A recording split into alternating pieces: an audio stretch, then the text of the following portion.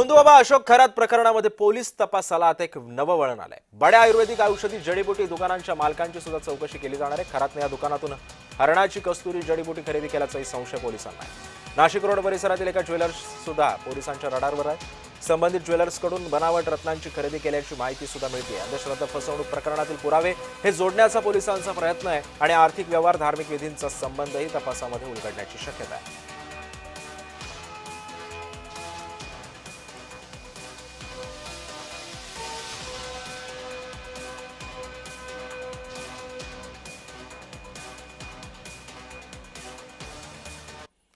पुढची बातमी पाहूयात। खरात कुटुंबातील दशक्रियेची पत्रिका आता चर्चेत आलेली आहे। शोकाकुल यादीमध्ये रुपाली चाकणकरांचं नाव आढळून आलं। खरातच्या वडिलांच्या दशक्रिय विधीची पत्रिका छापण्यात आली होती आणि याच पत्रिकेमध्ये रुपाली चाकणकरांचं नाव पाहायला मिळतंय। 25 नोव्हेंबर 2017च्या दशक्रिय विधीची ही पत्रिका आहे। बोंधू अशोक खरात प्रकरणामध्ये आता एक नवा धागा समोर आलाय आणि हाच धागा थेट राजकीय वर्तुळाशी सुद्धा जोडला जातोय। खरातच्या वडिलांच्या 2017 मधील दशक्रिय पत्रिकेमध्ये शोकाकुलांच्या यादीमध्ये महिला आयोगाच्या माजी अध्यक्ष रुपाली चाकणकरांचं नाव असल्याची माहिती समोर येते।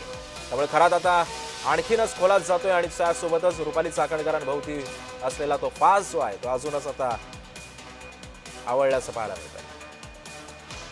त्यामुळे खरातच्या वडिलांच्या दशक्रिय विधीची जी पत्रिका होती या पत्रिकेमध्ये रुपाली चाकणकरांचं सुद्धा नाव आल्याचं पाहायला मिळतंय आपल्याला।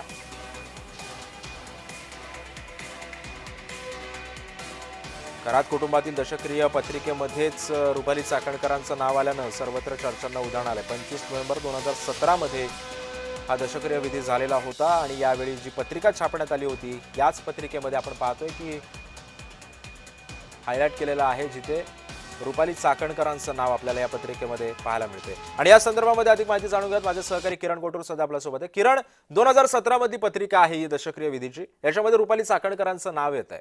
काय माहिती आहे, कसं काय हे नाव देण्यात आलेलं होतं आणि काय करण्यात आलं होतं त्यावेळी?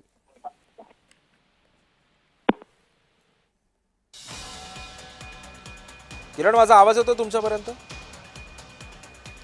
काही तांत्रिक कारणामुळे किरण यांच्याशी आपला संपर्क होऊ शकत नाहीये, मात्र आपण पाहतोय की रुपाली चाकणकरांचं नाव या पत्रिकेमध्ये आल्यानंतर सध्या चर्चांना उधाण आलेलं आहे।